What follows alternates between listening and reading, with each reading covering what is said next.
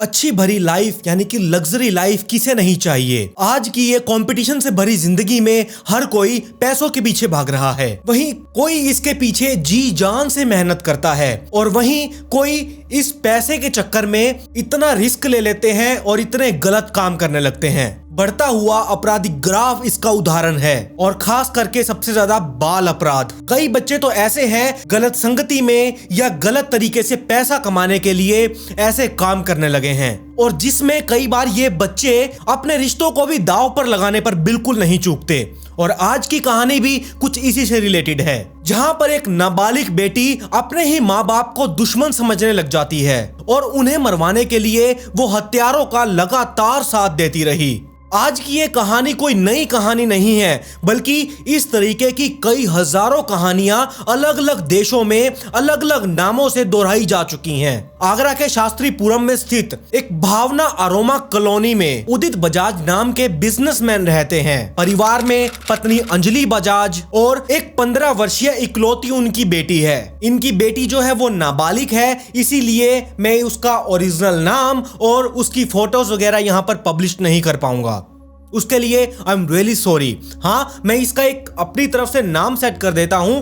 इस वीडियो में मैं इस लड़की को रिया बजाज के नाम से संबोधित करूंगा। तो 15 साल की रिया आगरा के एक नामचीन स्कूल में 11th क्लास में पढ़ा करती थी। माँ अंजलि बजाज हाउसवाइफ थी और उदित बजाज यानी कि रिया के पिता का जूतों के धागों का बिजनेस था, जो कि बहुत ही ज्यादा अच्छा खासा इनका बिजनेस चल रहा था। कुल मिलाकर ये परिवार एक इज्जतदार और रसूखदार परिवार था, जहां इनको पैसे की कमी तो बिल्कुल भी नहीं थी। 7 जून 2023 को रिया शाम के टाइम पर अपने घर से निकली बाजार जाने के लिए, लेकिन उसे कई घंटे बीत चुके थे, वो अपने घर अभी तक वापस नहीं लौटी। रिया की मां ने रिया को लगातार फोन पर फोन करने की कोशिश की, लेकिन रिया की मां ने लगातार रिया को कॉल पर कॉल करती रही, लेकिन रिया ने अपनी मां की कॉल का जवाब एक बार भी नहीं दिया और मां उसकी एकदम बेचैन हो चुकी थी। इसीलिए रिया की मां रिया को ढूंढने के लिए घर से बाहर निकल गई और जिस टाइम रिया की मां घर से बाहर निकलकर आसपास अपनी बेटी रिया को ढूंढ रही थी, मार्केट गई देखने के लिए, और इतने में ही रिया की मां की व्हाट्सएप पर रिया का एक मैसेज आता है और मैसेज में यह लिखा हुआ था कि मां, मैं वनखंडी महादेव टेम्पल के पास हूं, आप जल्दी से यहाँ पर आइए और मुझे घर लेकर जाइए। और ऐसा ही सेम मैसेज रिया ने अपने पिता उदित बजाज के व्हाट्सएप पर भी किया था। मां अंजलि बजाज तुरंत अपने पति उदित बजाज को कॉल करती हैं। दोनों अपनी कार लेकर सिकंदरा के वनखंडी महादेव टेम्पल पर पहुंचते हैं, लेकिन उन्हें वहां पर रिया दिखाई नहीं दी। उन्होंने मंदिर के चारों तरफ देखना शुरू कर दिया। वहां पर एक जंगल भी था, जंगल के थोड़ी सी अंदर जाकर उन्होंने अपनी बेटी रिया को ढूंढना शुरू कर दिया, लेकिन रिया उन्हें कहीं पर भी नहीं मिली। अब इतने में ही जब उसके माँ और पिता जंगल में उन्होंने देख लिया, मंदिर के चारों ओर घूमकर देख लिया, मंदिर के अंदर जाकर देख लिया, आसपास की गलियों में जाकर देख लिया, लेकिन उन्हें रिया वहां पर नहीं मिली। और इतने में ही रिया के पिता के पास रिया का कॉल आता है। वो रिया अपने पिता को कहती है कि मैं इस मंदिर से थोड़ी सी आगे दूर एक हाईवे पर खड़ी हुई हूं, आप फटाफट यहाँ पर आइए और मुझे लेकर जाइए। जब रिया का ये कॉल आया, रिया ने ये सब कहा, तो उसके पिता को बिल्कुल भी समझ नहीं आया कि यहाँ पर अब मैं क्या करूं। पहले मेरी बेटी ने मुझे यहाँ पर बुलाया, अब मुझे कहीं और बुला रही है। तो उसके पिता का तो दिमाग काम करना बंद हो चुका था। उसके पिता ने, उदित ने अपनी घरवाली को यानी कि अपनी पत्नी को वहीं पर ही एक पार्क था वहां पर बिठाया और अपनी बेटी को लेने के लिए चला गया, जहां पर रिया ने उसे फोन करके दोबारा बुलाया था। लेकिन अब यहां पर यह बात आती है कि इसके पिता अकेले क्यों गए, बल्कि अगर तुम दोनों पति पत्नी अपनी बेटी को ढूंढने के लिए इस टेम्पल में आए हो और अब तुम्हारी बेटी ने दोबारा कॉल करके कहा है कि मैं यहां पर हूं हाईवे पर, मुझे वहां से लेकर जाइए, तो तुम अपनी पत्नी को क्यों नहीं लेकर जा रहे। यहीं पर ही इसके पिता यानी कि उदित गलती कर चुके थे, अपनी पत्नी को यहां पर अकेला छोड़कर। ऐसा क्यों, मैं आपको आगे इस वीडियो में बताने वाला हूं। अब जब उसके पिता यानी कि रिया के पिता उस हाईवे पर पहुंचे और उसके पिता आसपास देख रहे थे कि उसकी बेटी कहां है, अभी तो मेरे पास कॉल आया था, लेकिन रिया वहां पर भी नहीं थी। और इतने में ही उसके पिता को एक और रिया का कॉल आता है और रिया यहां पर कॉल पर बोली कि पापा, मैं तो लिफ्ट गिफ्ट लेकर अपने घर आ चुकी हूं, आप भी जल्दी से घर पर आ जाइए। इसके पिता ने जब ये बात सुनी कि हाँ हमारी बेटी अब घर पर सही सलामत सुरक्षित पहुंच चुकी है, अब मैं निश्चिंत हूं। अब उसके पिता वापस वनखंडी टेंपल पहुंचे अपनी पत्नी को लेने के लिए, लेकिन उनकी पत्नी उस पार्क में नहीं थी, उस मंदिर में नहीं थी, आसपास के एरिया में कहीं भी उनकी पत्नी उन्हें नहीं मिली। और यहां पर रिया की मां अंजलि का उसका फोन भी स्विच ऑफ जा रहा था।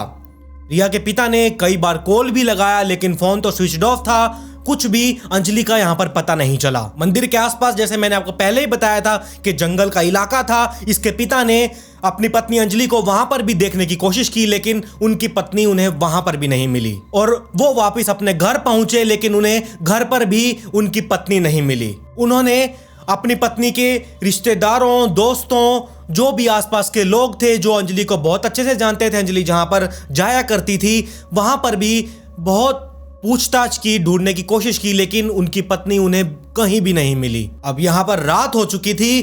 थक हार कर उदित बजाज ने अपनी पत्नी अंजलि बजाज की पुलिस स्टेशन जाकर मिसिंग कंप्लेंट फाइल की। अब ये एक रसूखदार बिजनेसमैन की पत्नी की गुमशुदा होने का मामला था। पुलिस फौरन हरकत में आ जाती है। पूरे दिन का इनका शेड्यूल चेक किया जाता है। शुरुआती बयान भी यहाँ पर लिए जाते हैं जिसमें उदित बजाज और उसकी बेटी रिया बजाज, इन दोनों से भी पूछताछ की जाती है। और जब उन्होंने डिटेल्स चेक की, फोन कॉल्स की, मैसेजेस की, तो लास्ट कॉल और मैसेजेस उसकी बेटी रिया और उसके पति उदित बजाज के ही थे। पुलिस वालों को कहीं से भी कोई भी लीड नहीं मिल रही थी। अंजलि कहां पर जा सकती है, वो अचानक से उस मंदिर के पास से गायब कैसे हो गई। यहाँ पर अब रात भी बीत जाती है और अगला दिन आ जाता है। अगले दिन पुलिस वालों को एक कॉल आई, वहीं के पास ही के ककरेटा गांव है, वहीं के लोगों ने उन्हें पुलिस वालों को कॉल किया था और कॉल पर बताया कि यहाँ पर एक जंगल है, जंगल में हम यहाँ से गुजर रहे थे और यहाँ पर एक औरत की डेड बॉडी पड़ी हुई है। पुलिस फौरन उस जंगल में पहुंची और उस बॉडी के पास गई। उन्होंने उस बॉडी को देखा तो उन्हें पता चल चुका था ये बॉडी किसी और की नहीं बल्कि अंजलि बजाज की ही है। लाश की हालत सच में बहुत ज्यादा बुरी थी। गला कटा हुआ था, पेट, सीने और हाथों पर लगातार चाकू से वार किए हुए थे। अंजलि को सच में बहुत बेदर्दी से मारा गया था। उदित बजाज को यहाँ पर बुलाया गया उस डेड बॉडी को पहचानने के लिए और उस डेड बॉडी को देखने के बाद ही उदित बजाज बहुत तेज तेज फूट फूट कर रोने लगते हैं। ये उनकी पत्नी अंजलि बजाज ही थी। लाश को पोस्टमार्टम के लिए भेज दिया गया। अंजलि का ये जो मिसिंग केस था अब यहाँ पर एक मर्डर केस बन चुका था। एक ही दिन में ये सब हो गया। पुलिस वाले भी हैरान थे और उसके पति उदित बजाज भी परेशान थे और बिजनेसमैन की पत्नी होने के कारण पुलिस वालों पर दबाव अब और भी ज्यादा आ चुका था। उदित बजाज एक नामी बिजनेसमैन थे तो पुलिस वाले ये सोच रहे थे तो ये किसी दुश्मनी का काम तो नहीं है और इस एंगल में जांच भी की जाती है लेकिन पुलिस वालों को यहाँ पर भी कुछ नहीं मिला। पुलिस वाले अब शुरू से कड़ियां जोड़नी शुरू कर देते हैं। 7 जून को अंजलि घर से क्यों निकली थी और कब निकली, घर के लोगों के सभी के फोन कॉल डिटेल्स यहाँ पर निकलवाए जाने लगे। माँ और पिता के फोन में लास्ट कॉल और मैसेज किसी और का नहीं बल्कि रिया बजाज का यानी कि उनकी लड़की का ही था और यहाँ तक कि उनकी बेटी रिया बजाज का ये बयान भी था कि उसने ही अपने पिता और अपनी माँ को मैसेज और कॉल करके अपने पास बुलाया था। अब ये तो साफ था कि उदित बजाज और उसकी पत्नी अंजलि बजाज बेटी के बुलाने पर ही घर से बाहर निकले थे, लेकिन बेटी का बयान यहाँ पर पुलिस वालों को थोड़ा अजीब लग रहा था कि उसने ही माँ बाप को बुलाया, बार बार जगह बदली और उनके साथ भी नहीं आई, वो अपने आप ही घर पहुंच गई। और जब पुलिस वालों ने रिया का फोन खंगाला, उसमें कॉल्स देखनी चाहिए, उसमें मैसेजेस देखने चाहे तो यहां पर पुलिस वालों को उसके फोन में कुछ भी नहीं मिला क्योंकि जो कॉल डिटेल्स थी और मैसेजेस की डिटेल्स थी वो सभी रिया बजाज अपने फोन से डिलीट कर चुकी थी। और यहीं पर ही पुलिस वालों को रिया के ऊपर पूरा डाउट हो चुका था कि अगर अंजलि बजाज का मर्डर हुआ है तो इसमें किसी न किसी तरीके से रिया बजाज यानी कि उसकी लड़की का भी हाथ है। और जब रिया की फोन की फोटोज गैलरी में झांका गया पुलिस वालों को तब वहां पर एक फोटो मिली जो रिया एक लड़के के साथ बाइक पर बैठी हुई थी। और उस फोटो में ये देखकर साफ पता चल रहा था कि ये इसका कोई बॉयफ्रेंड ही होगा, क्योंकि वो बाइक पर एक एंगल से वो दोनों चिपक कर फोटो सेल्फी खिंचवा रहे थे। उससे देखकर ये साफ पता चल रहा था। और जब ये फोटो रिया को दिखाई गई और उससे पूछा गया कि ये क्या है बताओ, तो उसने कहा कि कुछ नहीं, सिर्फ एक कैजुअल मेरा एक दोस्त है। लेकिन ये इस फोटो में बिल्कुल भी ऐसा नहीं लग रहा था कि ये इसका दोस्त है, कोई बॉयफ्रेंड नहीं। यहां पर भी रिया के चेहरे से यह साफ पता चल रहा था कि रिया कुछ ना कुछ छुपा रही है। इस फोटो के लिए भी वो झूठ बोल रही है। पुलिस वालों ने रिया को बिना बताए उस फोटो में जिस बाइक पर ये दोनों बैठे हुए फोटो खींच रहे थे, उस बाइक का नंबर निकाला और उसकी सारी डिटेल्स निकालनी शुरू कर दी। बाइक एक प्रखर गुप्ता नाम के लड़के पर रजिस्टर्ड थी। वो आगरा के दयाल बाग का रहने वाला था। पुलिस ने बिना रिया से पूछताछ किए सीधा प्रखर को ढूंढना शुरू कर दिया। उसके बारे में पूछताछ करनी शुरू कर दी, उसके बारे में सारी डिटेल्स निकलवानी शुरू कर दी। और जब पुलिस वाले प्रखर के घर पहुंचे तो वहां पर उसके घर में उसकी मां और उसका एक भाई था। मां ने बताया कि प्रखर 3 दिन पहले ही केदारनाथ की यात्रा करने के लिए निकल गया है। प्रखर का मोबाइल नंबर लेकर जब CDR निकलवाई गई तब पता चला कि उसकी तो पिछले 3 दिन की लोकेशन केदारनाथ की नहीं बल्कि आगरा की ही है। पुलिस का शक यहां पर लगातार बढ़ता जा रहा था कि प्रखर का इस मर्डर कांड में, अंजलि मर्डर कांड में कुछ ना कुछ हाथ तो जरूर है। उन्होंने जब उदित बजाज से प्रखर के बारे में पूछा तो वो एकदम चौंक गए। उन्होंने बताया कि लगभग 3 महीने पहले ही उन्हें इसके बारे में पता चला था कि रिया की दोस्ती एक प्रखर नाम के लड़के के साथ हो चुकी है। अंजलि बजाज ने यानी कि रिया की मां ने रिया के फोन में रिया के साथ प्रखर की फोटोज देखी। तब अंजलि को यह पता चला कि रिया का अफेयर इस प्रखर नाम के लड़के के साथ चल रहा है। प्रखर उससे बड़ा था, वो रिया को प्यार के जाल में फंसा रहा था। हमने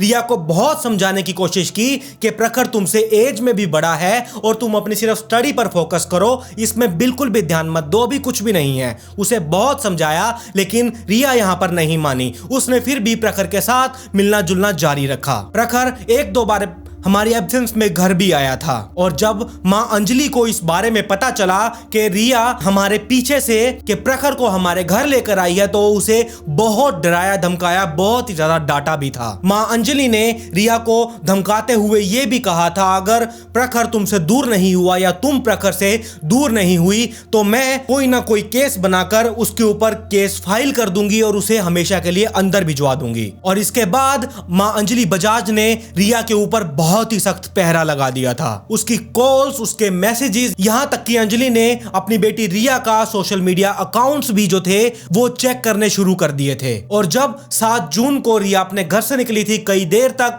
बहुत घंटों तक वो अपने घर नहीं पहुंची, तब अंजलि को भी यहां पर यही डाउट हुआ कि रिया इतनी देर हो गई अब तक घर पर नहीं आई, क्या पता वो प्रखर के साथ तो नहीं कहीं चली गई। इसीलिए वो दोनों उसे लेने के लिए गए थे। अब उदित बजाज के बयान के बाद पुलिस का जो शक था ये प्रखर के ऊपर लगातार बनता जा रहा था। उन्होंने प्रखर की तलाश और ज्यादा तेज कर दी। फोन लोकेशन के द्वारा प्रखर को उसके दोस्त शीलू के साथ जल्द ही शिमला से पकड़ लिया गया। शुरुआत में प्रखर एक स्मार्ट क्राइम सीरियल किलर्स की तरह ही हर बात को झुठलाता रहा, हर बात मना करता रहा कि मैंने ये सब नहीं किया, मुझे ये सब नहीं पता, मैं किसी को नहीं जानता, मैंने कुछ भी नहीं किया, तुम मुझे ऐसे कैसे उठा कर ले आए। और यहां तक कि प्रखर ये जो क्राइम के सीरियल्स होते हैं इनका भी बहुत ज्यादा दीवाना था। वो हर बार यही कहता रहा कि मैंने कुछ नहीं किया, मैं बेकसूर हूँ, आप मुझे बेवजह ही इस केस में फंसाते जा रहे हैं क्योंकि मैं गरीब हूँ, इसीलिए मेरे साथ आप लोग ऐसे कर रहे हैं। और अगर आप चाहें तो आप मेरी कॉल डिटेल्स को चेक कर सकते हैं, मेरी फोन की लोकेशन को चेक कर सकते हैं, आप मेरे फिंगरप्रिंट्स तक ले सकते हैं। अगर कुछ भी साबित हुआ तो आप मुझे सजा भी दे सकते हैं। अब पुलिस वालों के पास प्रखर के खिलाफ कोई सीधा सबूत नहीं था और प्रखर जो अपनी दलीलें इतनी कॉन्फिडेंटली दे रहा था तो एक बार तो पुलिस वालों को भी ये लगा कि वो कहीं गलत डायरेक्शन में तो नहीं जा रहे, क्या पता कातिल कोई और हो, हम धक्के से ही इसे बीच में घसीट रहे हैं। काफी कोशिशों के बाद भी पुलिस वाले प्रखर से कुछ भी नहीं उगलवा पाए। काफी ही ज्यादा कोशिशों के बाद उन्होंने प्रखर के भाई और प्रखर की मां को बुलवाया। उन्होंने पहले से ही सारा तामझाम सेट कर लिया था। जो प्रखर की मां और उसका भाई थे उसे सब कुछ पहले ही उन दोनों को समझा दिया गया था कि आप लोगों ने बस ऐसे एक्टिंग करनी है, अगर प्रखर दोषी होगा तो सब कुछ सामने आ जाएगा, नहीं तो आप अपने लड़के को यहाँ से लेकर चले जाना। इस बात में उसकी माँ यानी कि प्रखर की माँ और प्रखर के भाई ने भी हामी मिला दी। जी हाँ, कोई बात नहीं, अगर हमारा लड़का दोषी होगा तो आप उसे सजा दे देना, वरना आप हमारे लड़के को सही सलामत छोड़ देना। और अब प्रखर की माँ और प्रखर के भाई को प्रखर के सामने बिठाया गया और उससे पूछताछ की गई। वो तो अपनी बार पर एकदम पक्का हो चुका था और अब पुलिस वालों ने यहाँ पर यह कहा, अगर तुम सच्चाई बता दोगे तो बहुत अच्छी बात है, नहीं तो हमारे पास एक सबूत और भी है कि जो भी तुमने ये कांड किया है इसमें तुम्हारी माँ और तुम्हारा भाई भी शामिल है। हम तुम्हारी माँ और तुम्हारे भाई को भी इस केस में घसीट देंगे।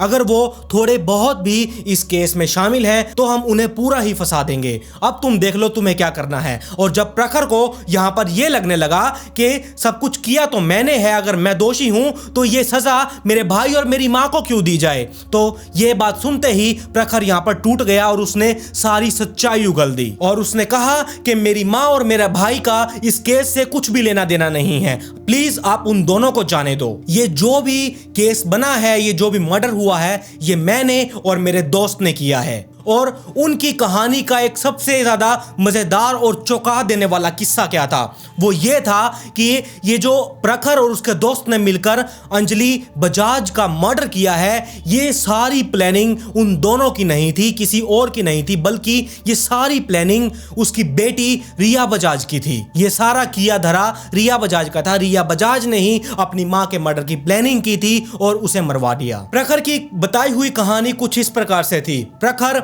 एक गरीब फैमिली से था, पढ़ाई में कुछ ज्यादा अच्छा नहीं था। वो दो भाई थे और उन दोनों भाइयों को उनके माता पिता ने उन्हें बहुत ही लाड प्यार से पाला था। पढ़ाई में तो कमजोर था ही, पढ़ लिखता वो था नहीं, तो वो जल्द से जल्द अमीर बनना चाहता था। उसका ये सपना था, मैं कैसे भी करके बस जल्दी से अमीर बन जाऊं और एक ही बारी में मेरे पास ढेर सारा पैसा इकट्ठा हो जाए। जो रिया और प्रखर की मुलाकात हुई थी, ये एक जिम में हुई थी और प्रखर को ये बात 1-2 दिन में ही पता चल चुकी थी कि ये जो रिया है, ये बहुत ही बड़े बिजनेसमैन के घर की लड़की है, ये बहुत ही अमीर इनकी फैमिली है, तो मुझे इसे ही अपने प्यार में फंसाना चाहिए, मैं तभी ही इतना ज्यादा अमीर बन पाऊंगा। उसने रिया को अपने प्यार के जाल में फंसाना शुरू कर दिया। उसने रिया को यह भी झूठ बोला कि वो दिल्ली की एक यूनिवर्सिटी का स्टूडेंट है। जल्दी ही इन दोनों के बीच नंबर एक्सचेंज हुए और कॉल्स पर, मैसेज पर, सोशल मीडिया पर इन दोनों की चैटिंग बातें होने लगी। रिया को इंप्रेस करने के लिए उसने अपनी माँ से लड़ाई झगड़ा करके, घर में 2-3 दिन खाना पीना बंद करके, जिद करके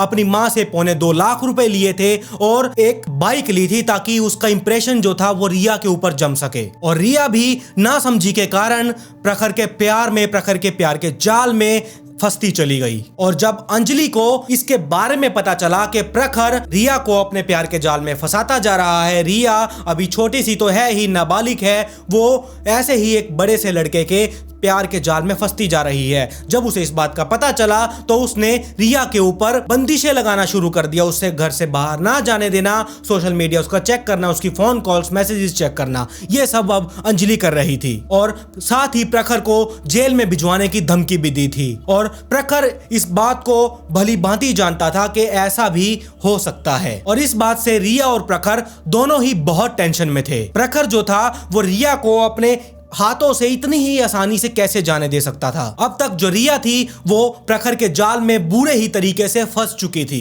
कि उसे अपनी ही माँ दुश्मन लग रही थी। इसीलिए रिया ने अपनी माँ के ही मर्डर की प्लानिंग करनी शुरू कर दी। उसने प्रखर को कहा कि ऐसे ऐसे अगर हमें एक होना है, हमें पैसा चाहिए, तो हमें मेरी माँ को यानी कि अंजलि को रास्ते से ही हटाना होगा। और इसके लिए जो प्रखर था उसने अपने दोस्त शीलू को पैसों का लालच दिया। पैसों का लालच जब शीलू को दिया गया तब वो भी इस केस में शामिल हो गया, वो प्रखर के साथ मिल चुका था। ये जो प्लानिंग थी, ये प्रखर ने जो मर्डर करना था, ये सिर्फ अंजलि बजाज का नहीं था, बल्कि ये इन दोनों का था, यानी कि उदित बजाज और अंजलि बजाज दोनों का मर्डर प्रखर को करना था। ये प्लानिंग थी इन दोनों को मारने की। प्लान के तहत अंजलि को और उदित को दोनों को व्हाट्सएप मैसेज करके वनखंडी के महादेव टेम्पल में बुलाया गया था, जहां प्रखर और शीलू पहले से ही छुपे हुए थे। लेकिन जो अंजलि और उदित थे वो दोनों एक साथ ही उस मंदिर में पहुंचे थे। और ये दो लड़के थे यानी कि प्रखर और शीलू, ये छुपे तो हुए थे लेकिन इनकी उम्र कितनी थी? 20-21 साल की इनकी उम्र थी। तो ये दोनों अभी लड़के ही थे, जवानी इनकी स्टार्ट हो रही थी। ये दोनों 20-21 साल के लड़के ये बड़े लोगों को यानी कि अंजलि और उदित को कैसे संभाल पाते। इसीलिए रिया ने अपने पिता को कॉल किया और एक हाईवे पर जाने के लिए कह दिया। अंजलि अब वहां पर अकेली हो चुकी थी। इन दोनों ने उस पार्क से अंजलि को उठाया, जो वहां पर जंगल था, उस जंगल में लेकर गए। जंगल में ले जाने के बाद चाकू से लगातार अंजलि के ऊपर वार करते रहे और वहीं पर मौके पर अंजलि की मौत हो चुकी थी। अंजलि को मारने के बाद अंजलि का फोन स्विच ऑफ किया और वहीं पर ही फेंक दिया। उसके बाद वो अंजलि की बॉडी को पास ही जंगल में एक और अंदर जाकर एक नाला था, वहां पर उसकी बॉडी को फेंक दिया गया। इस सब के बीच जब वो वापस आकर अंजलि को ढूंढ रहे थे, तब भी प्रखर और शीलू वहीं पर ही मौजूद थे। प्रखर तो उदित को भी मारना चाहता था, लेकिन एक हफ्ते बाद ही उसके दोस्त शीलू की यहां पर हालत टाइट हो चुकी थी। उसे यह लग रहा था कि मैंने तो एक मर्डर कर दिया, अब मैं क्या करूं, अब मेरा क्या होगा। उसकी हालत तो एकदम पतली हो चुकी थी और वो जब प्रखर ने शीलू को कहा कि अब हमें यहां पर उदित बजाज को भी मारना होगा, तो शीलू वहां पर एकदम साफ इनकार कर देता है कि मुझसे नहीं होगा। मुझे पता नहीं क्या हो गया था, पैसों का लालच ऐसे कैसे जाग गया कि मैंने एक औरत को, एक महिला को मार दिया। मुझसे ये नहीं होगा, अब मुझे नहीं पता मेरा क्या होगा, मेरा तो दिमाग खराब हो रहा है, मुझे कुछ नहीं पता, तुम यहां से निकल जाओ। शीलू अब यहां पर उदित को मारने के लिए साफ इनकार कर चुका था और इसी से आप लगा सकते हैं कि उदित की किस्मत अच्छी थी कि शीलू ने यहां पर मना कर दिया। प्रखर कुछ भी नहीं कर पाया और उदित बजाज जिंदा रह गया। और इस कहानी के बाद सच में उदित बजाज बहुत ही ज्यादा सदमे में है। अपनी पत्नी के मर्डर में उसकी इकलौती बेटी रिया ही शामिल है। उसे इस बात का यकीन ही नहीं हो रहा कि मेरी बेटी भी ऐसा कर सकती है, अपनी मां को यानी कि मेरी पत्नी को मार सकती है। उनका कहना है कि वो तो बेटी की भलाई के लिए ही ये सब कुछ कर रहे थे, लेकिन उन्हें क्या पता था वो हमारी ही दुश्मन बन जाएगी और अपनी मां को मार देगी। और उधर प्रखर की मां का भी रो रो कर बुरा हाल है कि मेरा लड़का पैसों के लालच में ऐसे कैसे किसी इंसान का मर्डर कर सकता है। उसे भी इस बात का बिल्कुल भी यकीन नहीं हो रहा। कई साल पहले खानदानी दुश्मनी के चलते हुए उनके ससुर और उनके पति की हत्या हुई थी। वो अपने बच्चों को इन सब से दूर रखने के लिए ही ईटा से आगरा आई थी, ताकि मेरे बच्चे यहाँ इन सब से दूर रहें, वो एक अच्छी जिंदगी जिए, पढ़े लिखे बड़े आदमी बनकर दिखाएं। लेकिन उसे क्या पता था कि मेरा लड़का ही कुछ ऐसा कर देगा। प्रखर की मां ने अपने बेटों को एक अच्छे हाई स्कूल में डाला था ताकि पढ़ लिख कर वो अच्छे इंसान बन सके, जिंदगी में पैसा कमाएं और कुछ बड़ा करके दिखाएं। अपने बेटे की जिद पर ही उसने अपने बेटे को 2.25 लाख रुपए की बाइक लेकर दी थी। वो घर से केदारनाथ जाने का झूठ बोलकर निकला था। उन्हें इस बात का बिल्कुल भी अंदाजा नहीं था कि उनका लड़का क्राइम सीरियल देखते देखते खुद भी एक क्राइम की राह पर चल पड़ेगा। फिलहाल प्रखर और शीलू दोनों ही पुलिस कस्टडी में हैं और जल्द ही पुलिस इन दोनों के खिलाफ कोर्ट में चार्जशीट दाखिल करेगी। कहा यह भी जा रहा है जब प्रखर और शीलू को जेल के अंदर ले जाया गया, तब प्रखर ने रिया बजाज के बारे में पूछा कि वो कैसी है, क्या वो भी जेल आएगी। तो पुलिस वाले ने उस प्रखर को कहा कि नहीं, वो नाबालिग है, या तो उसे जुवेनाइल कोर्ट या फिर जेल भेजा जाएगा और उसे मैक्सिमम 3 साल की सजा सुनाई जाएगी। ये सुनकर सच में प्रखर के चेहरे पर एक अजीब किस्म का एक्सप्रेशन था, जैसे ये सुनकर उसे बिल्कुल भी अच्छा नहीं लगा हो। वैसे भी रिया बजाज के बारे में कोई पुख्ता खबर नहीं है कि वो कहां पर है। अभी तक तो यही बताया जा रहा है कि वो कहीं फरार है, लेकिन एक नाबालिग लड़की इतना दिमाग कैसे लगा सकती है? अगर वो फरार है तो पुलिस वाले अभी तक उसे पकड़ क्यों नहीं पाए? कुल मिलाकर एक माँ का अपनी बेटी को रोकना टोकना, उसकी भलाई के लिए उसे अच्छी शिक्षा देना, ये सब कुछ अपनी बेटी के लिए करना, वो उसकी माँ के लिए ही जानलेवा बन गया। आप खुद देख लीजिए कि दुनिया में क्या कुछ चल रहा है। आप बताइए, आपकी राय क्या है? क्या कोई सच में ऐसा कर सकता है, अपने माता पिता को मार सकता है, जबकि उसके माता पिता तो उसकी भलाई के लिए ही ये सब करते हैं? आपकी राय क्या है? आपकी राय कमेंट सेक्शन में जरूर बताइएगा। और अगर आप इस चैनल पर नए हैं तो चैनल को सब्सक्राइब कर लीजिए और साथ में नोटिफिकेशन बेल आइकन को दबाना बिल्कुल भी मत भूलिएगा। ये मेरी इंस्टाग्राम आईडी है, इसका लिंक नीचे डिस्क्रिप्शन में भी दिया हुआ है, जाइए और जल्दी से इंस्टाग्राम आईडी पर फॉलो कर लीजिए।